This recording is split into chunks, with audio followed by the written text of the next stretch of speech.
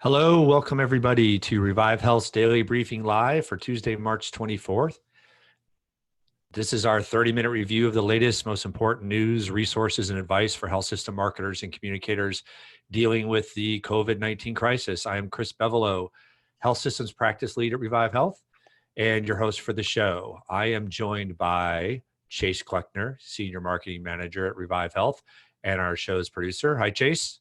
Hey, Chris. Good to see you. And today we're also joined by Jeff Spear, who is EVP at Revive Health. Jeff, how are you? Want to give a brief introduction? Say hi, who you are? Sure. Hi, Chris. Hi, everybody. This is Jeff Spear. I'm in our strategy group, a senior strategist at Revive Health, and working very closely with health systems and other clients across the agency. Great. Thanks for joining us. Thanks for having me. So as with each show, we will cover the latest news on COVID-19, how it relates to marketing communications in our world, highlight helpful resources, all that good stuff. We also would like to use this as a forum for folks to ask questions. As we move through the show, just use the question queue in Zoom, which is at the bottom of your screen. Post your question in there at any time, and we'll get to as many as we can at the end. You can also use the chat function in Zoom to talk to other attendees. But if you'd like us to answer a question, make sure you post it in the question queue. Also note, we will put links that we reference in the chat so you can access those immediately. They will also show up in our show notes, though I think, Chase, we didn't include them yesterday, but we will be including them moving forward. Is that fair? That's correct. Yep. Okay. We'll make sure to be also adding it to yesterday's show notes. Okay, perfect. And you can find the recording, which we usually post sometime in the afternoon, the day of the show, at our website, Think Revive Health. Just go to /COVID-19 or at the banner at the top of the homepage will take you right there. You can find recordings of all the shows. We are creating some quick bullet point synopses of each episode, so you get everything you need right there. Anything I'm missing there, Chase? I feel like I'm missing something. What were we going to add? Maybe I'm just spacing off. No, I mean, that was it. You covered it. Okay, perfect. Yep. Couple of reminders we give at the start of each show. We are not experts on COVID-19, which is, quote, the disease that is caused by the virus. We're not scientists, unless Jeff, you're a scientist? Are you a scientist? Unfortunately, no. No. Don't have that brain. No science brains, no medical brains. But we do have opinions on how hospital and health system marketers and communicators might want to manage this crisis. But just keep in mind the things we're sharing need to be applied to your specific situation, because as we know, that varies dramatically depending on what organization you're in, what community you're in, all of those things. So with all that said, let's get started. As we do every show, we start with a count. I'm nervous because yesterday, this is where my internet dropped, right when we went to the count. So hopefully it is not the count that's would cause that. So right now, as I refresh and we use the Johns Hopkins University tool, we have 398,107 cases globally, and we have 46,805 cases in the US with 593 deaths. And the reason we always want to start with that is it helps provide a high level kind of perspective on where we're at with this crisis, because all the things we're talking about obviously will change as we move through, if things get worse, and then as things get better. And just to give this some context, it's not good context, but we started this podcast last Wednesday, so a week ago, 7 days ago. And the total US count at that time was 7,300. So essentially it has grown somewhere between 6 and 7 times in 1 week. So let's hope that that does not continue at that pace. And a week from now, we're looking at whatever 7 times 46,000 is. The deaths actually have grown at a much higher rate than that. So, and obviously it depends, right? Jeff, you are based in Santa Barbara, California. Yeah. So you guys have had some significant changes recently. Yeah, I think California sheltered at home faster than most states, not New York or Washington. But there's a couple tools I think the viewers or listeners may know about, but one is ProPublica has a tool you can model the growth of the virus and see capacity of hospital beds, which you guys have probably talked about. But the New York Times also put out, I think yesterday, a map where you can see the trajectory by nation, but also by state of deaths, unfortunately. And it's very interesting because it'll show you how quickly things are doubling or slowing down. Yeah, great. A couple other resources, actually. One, we just want to put another plug out for the webinar that's coming up in just under an hour, put on by Strategic Healthcare Marketing. We featured it yesterday. We accidentally gave the wrong name to it, so we're going to give them a plug again. It's got some great folks who are going to be present for it, including Suzanne Hendry. She's CMO at Renown Health, Ed Rafalski, who's Chief Strategy Officer at Baycare Health, a couple others. So definitely check that out. You can still register, starts at 1 p.m. Central, and you just need to go to strategichcmarketing.com to be able to register for that.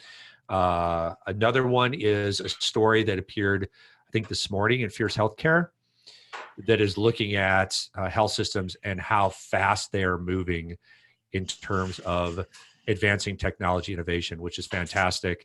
The story talks about a couple systems, in particular, one Geisinger, who's, quote, developed a chat bot to help triage and screen patients remotely, setting up video chat capabilities for patients admitted to the hospital so they can talk with their families, and is already using existing tools such as EICU to manage patients. Also talked to Patty Padmanabhan, who is owner of Damo Consulting. If you guys don't know Patty, he works with a lot of the large health systems in the country, moving on digital and technology innovation.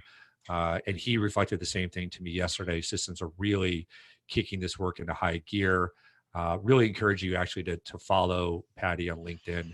He's got a great e-newsletter that talks about digital transformation from a technology standpoint. He's got a really cool book called The Big Unlock. So just a great source of what's happening right now. And Jeff, I think we're going to talk a little bit about this too when we get to our next topic, right? Yeah, I do want to share though that one of our clients, I was talking to them last week and they had a very similar thing happening. I think at the beginning of last week, maybe they were averaging very low digit virtual visits. And by this week, it's in the hundreds. And I think that article hit on several different things and how IT is increasing access, which I think really important for our marketing communication leaders to look at, because all of those things will require communication to some stakeholder. But it covers things that are obvious, like virtual care, which we'll get into, but also things about connecting physicians who maybe are at home and maybe aren't in the hospital to supplement staff in the hospital, particularly in the places where, like Louisiana, where there's a surge, there's going to be a lack of physician capacity at some points. How do you bring in more workforce? But then, of course, just things like, unfortunately, setting up triage tents and the IT needs there. Yeah. There's a lot happening, and marketing communication people certainly need to know what's going to happen and help their IT partners understand that as they're moving fast to implement these things, who needs to know about them, who needs to be educated about what these tools do and don't do and how to use them. Right. Again, just kind of demonstrating the key role our folks play in all this.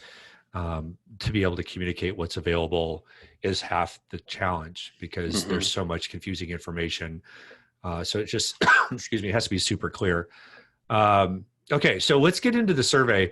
We're going to try something new today. Chase, are you ready? I'm ready. All right, so we're gonna share the screen as we walk like Bambi through the woods with our technology. So hold on, just bear with me. I got to get the right stuff showing here. Okay, so I'm going to share my screen real quick. Just real quick. This is going to be super quick. I'm going to ask Jeff and Chase to confirm that you are seeing our report on the screen. Yes. Got it. All right, so we're going to spend the most of the time today talking about the survey that we did. We're not going to show you a slideshow, but we just wanted to kind of show you what you're in for if you dig into it. We've tried to make this really easy to digest, taking the data, pulled through the key findings, which Jeff is going to hit on a few of those. So just so you get a sense of what we've got in here, and probably take you 15 minutes to dig into it, but tons of value here. The other thing I will say is we have decided to rerun this survey at least one more time, maybe more than one more time. We're not sure. Because obviously, Jeff, the survey was run last week. I'll let you get into some of the details in a second. But, last week is a world away. I still, my mind boggles that it was 2 weeks ago that the NBA canceled its season. And that seems like it was months ago, right? Months ago. Well, right.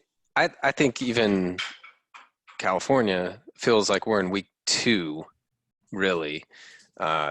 Washington's probably feels like they're in week 27, and New York feels somewhere similar. But other places probably feel like they're just hearing about it and it's not quite real yet. And that does hit on the fact that this is really bizarre in that everybody's experiencing it differently across the country. Yeah. Just sorry, and I'm doing the wrong thing. Sorry. This is a public service announcement for not have to cough. But if I use my elbow knocking over things, it's not going to be good. So it's just weird to me how the meaning of time has just completely changed. And this is the longest March in the history of human existence. It's March 24th today. It's like, my goodness, it's slow. But anyway, not to digress. Let's talk about this report, which again, you can get by going to our website, thinkrevivehealth.com, go to the banner at the top. It'll take you right to our COVID data, and the report is featured right at the top. So Chase has put the link for us in the chat. Thank you, Chase. Give us a little background, Jeff, on just the basics of the survey. Sure. Who did we talk to? How many? And then why don't you just start with maybe the first key takeaway that you think is important for people to think about? You got it. So the methodology, we used Pollfish, and this was conducted on the evening, day of March 18th. So not quite a week ago, very close. And we've got 700 responses of people in the US who are 25 years old.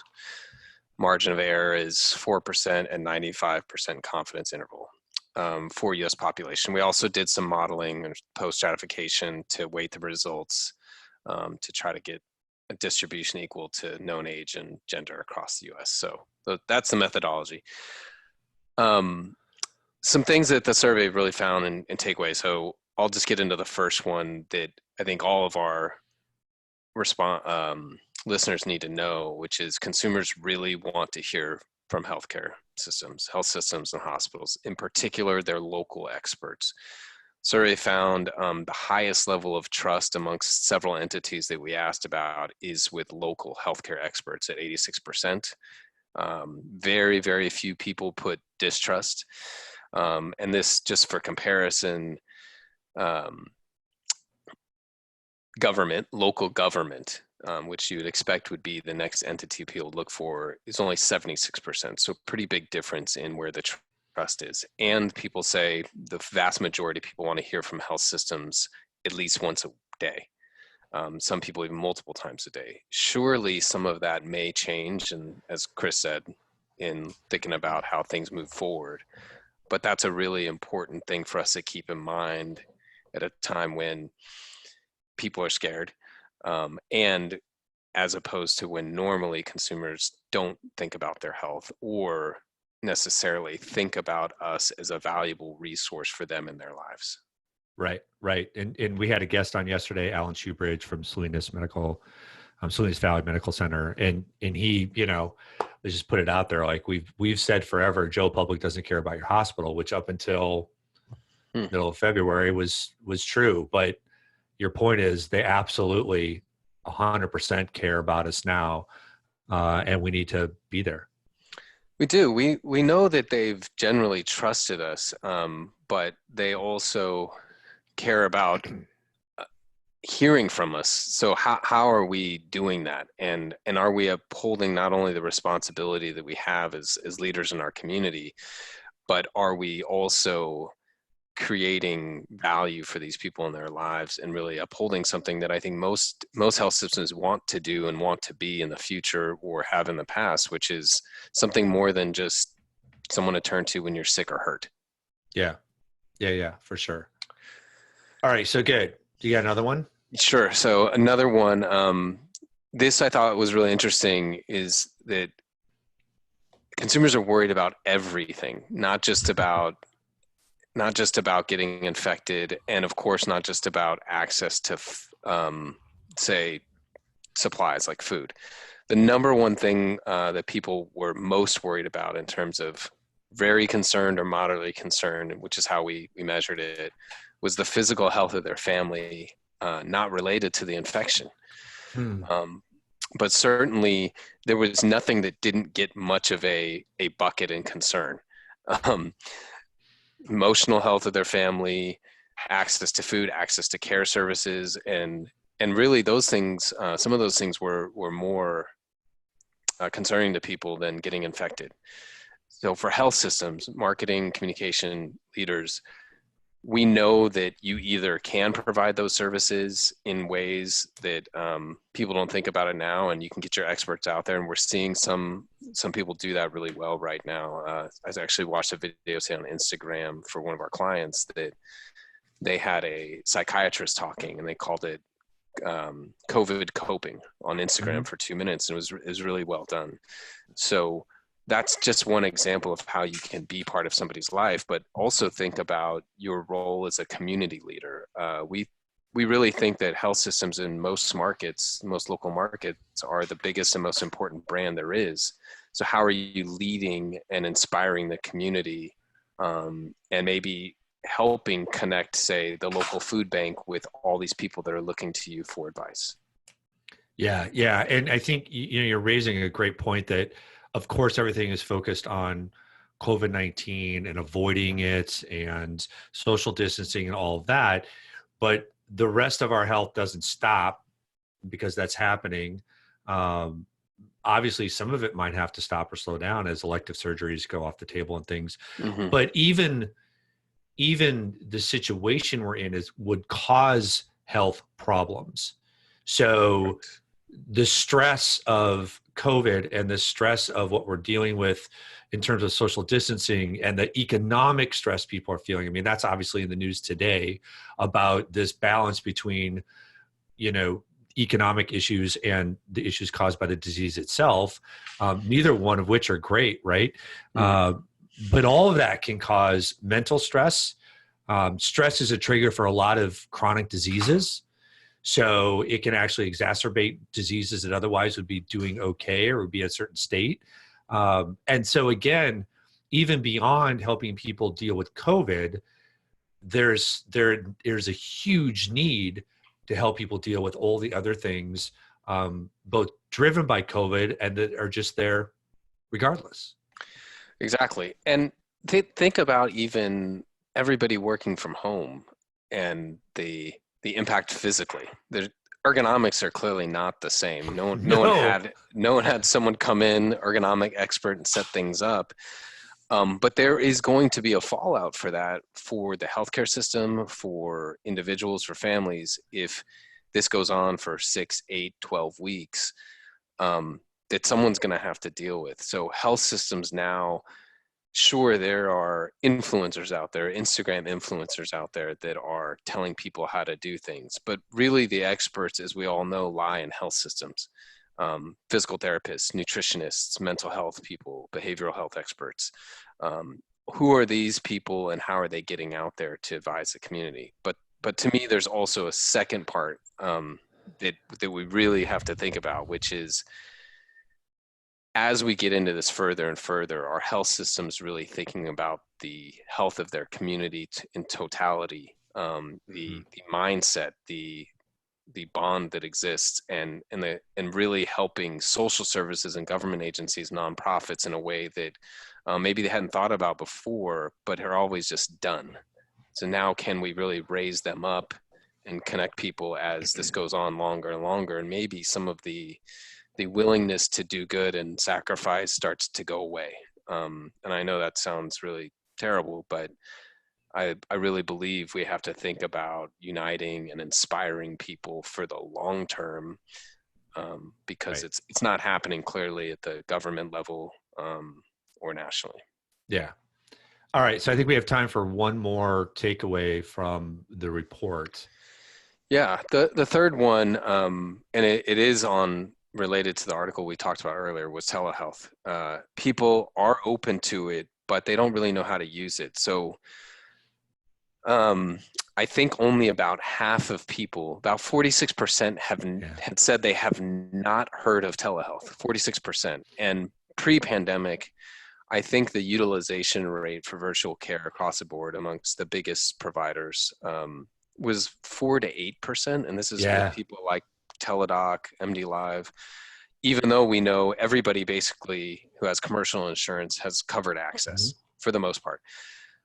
What we're seeing now is a huge uptick in virtual care, which is good, in telehealth.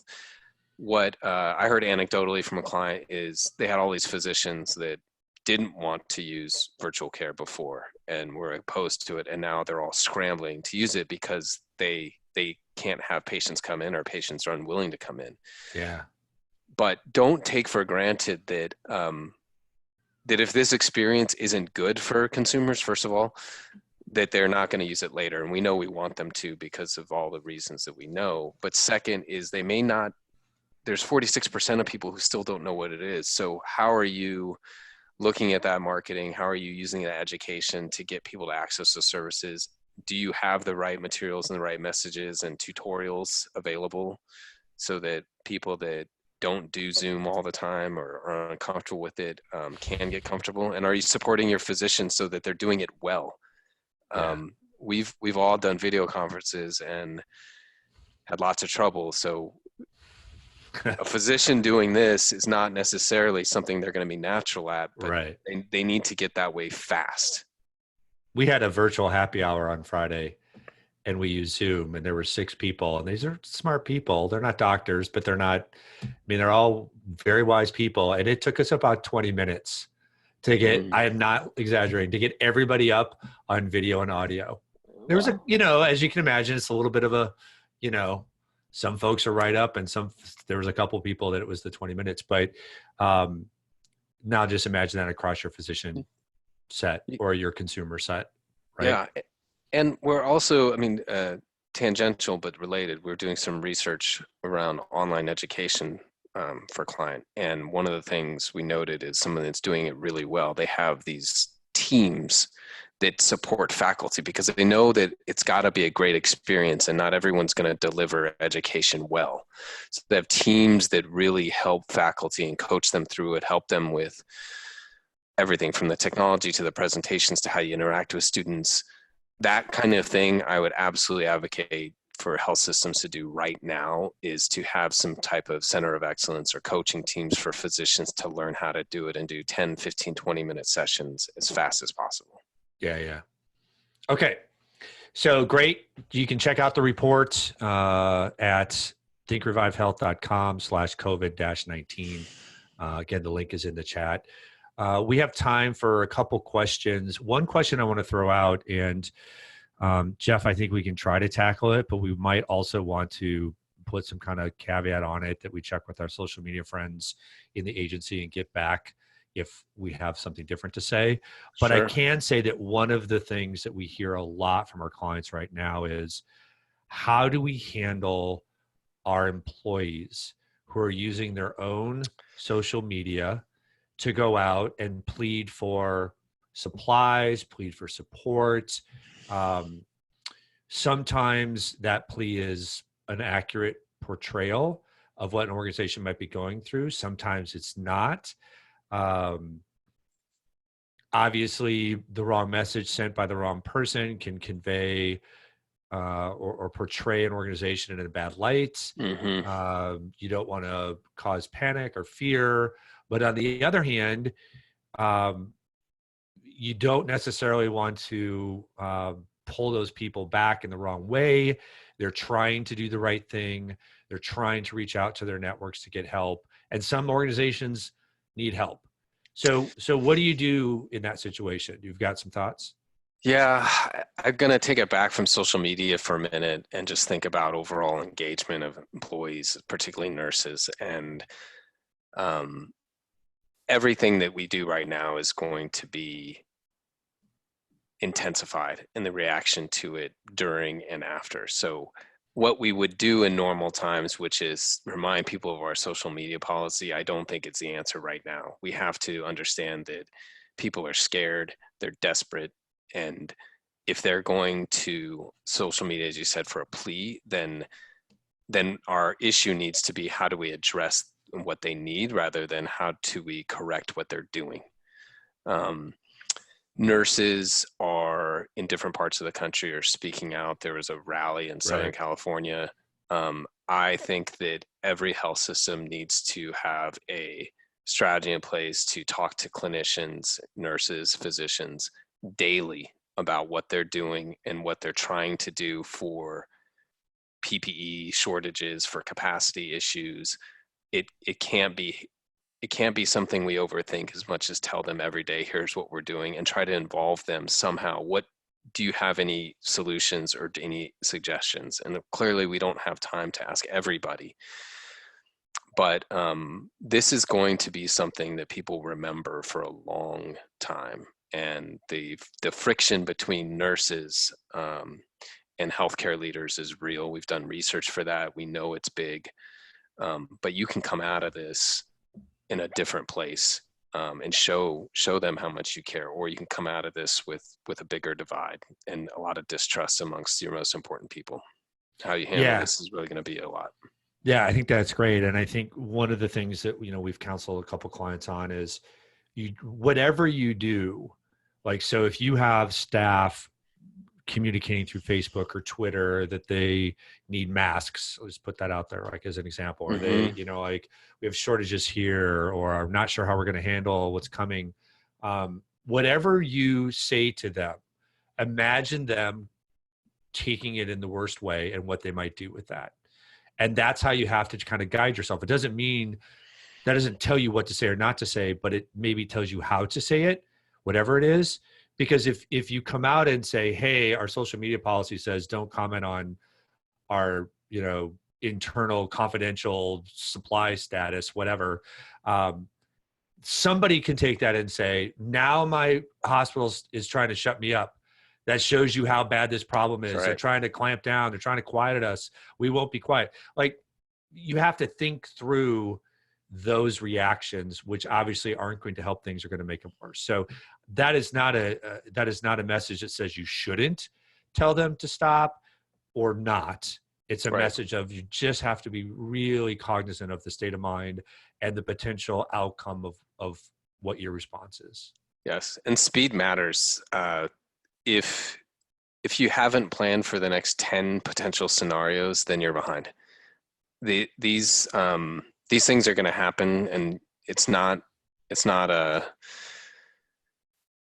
something that's hard to predict necessarily, because we can watch what's happening in Seattle, we can watch what's happening in New York, we can play things out. And if your system is just reacting to what's happening now, then you're going to always be behind, because clinicians, physicians, and others are already asking questions and are already going to respond quickly. Mm-hmm. So get things down quickly, figure out what your plan is, figure out what your messages are, get an established, trusted cadence of communication that is very specific to clinicians and physicians, but then other staff and other community members. Yeah, that's fantastic. All right, so we're going to stop there. I think we could go on and on, but that's why we have a daily podcast. We have time to pick this up later. So if there's something you'd like us to cover, please post it in the Zoom chat channel, Zoom chat tool. If you're listening to this after the fact, you can email me at cab@thinkrevivehealth.com. We've provided a means to provide feedback, I believe. Is that fair? Am I exaggerating what we've done on our page, Chase? If we haven't, we can add it. How about that? As far as the feedback goes? Yes. Yeah, there's not necessarily a way to provide feedback right away, but if they want to email you, they can provide feedback. Yes, but if we don't, if they can't remember the email when they go back to listen, we can make that available very soon, Absolutely. if not today. So Jeff, thanks so much for joining us. Thanks for having me. Yeah, really appreciate it. Chase, again, as always, thank you, sir. Absolutely. And tomorrow we're going to have Kristen Hollis, who is a digital engagement manager at Revive Health. Our team has been studying what's going on with Google. And so she's going to share our thoughts on how Google has adapted to the COVID-19 crisis, what the implications are for things like SEO and SEM, and what hospitals and health systems should do in response to that. So remember to visit that website for the recording. And as always, we're going to sign off with a plea to continue to hang in there. As we say, you guys are doing amazing stuff. It's so critical to getting our organizations and this country through this crisis. Communications is at least half the battle. What you are doing is just as important as what the doctors and the nurses are doing, because people need to know what to do and how to react, and that's up to us. So we will be back tomorrow and every day until this crisis passes. So we will talk to you then.